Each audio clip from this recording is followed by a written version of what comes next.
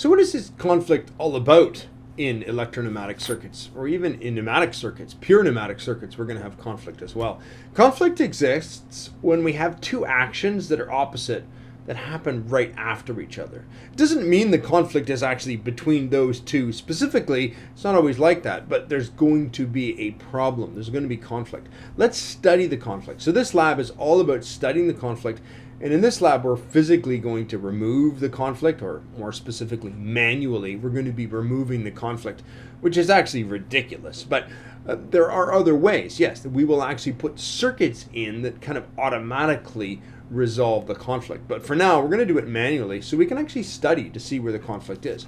So I'm going to simulate this circuit. Now, this is the action. It's A plus, B plus, B minus, A minus. And there, right away, we know that there's conflict. It's going to be somewhere in this circuit. Now, let's study the first piece of conflict. Essentially, what's going on is that when I press this button, I'll actually just do it right now, we can see that nothing's happening. And you can actually see that A plus is energizing. So it's energizing, but why? What's going on? Well, the problem is A minus is energized right now. Yes, it's actually energized. And the reason it's energized is because it's told to energize when B gets back. It's right here, actually. You can see it right here. When B retracts, it is telling A to retract. So this solenoid, is energized. So the spool is not going to move if we energize this. So how do we get rid of it? Well, we manually remove it. So I'm going to press this. I'm going to hold it down. I'm going to move the mouse away so it stays. Now the conflict is gone. It will extend. There you go.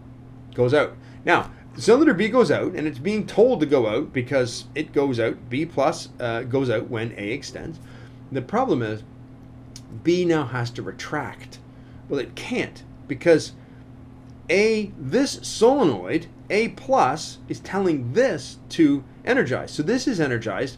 Even though this is energized, they're both energized, the spool's not going to move back, and we have conflict. So we have to remove that conflict. And I'm going to remove this, but I'm just going to do it just for a second.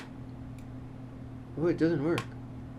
Okay, I have to hold it. Nah, it should be enough, right? No, it's not. I have to remove this conflict until it gets home because A is still extended.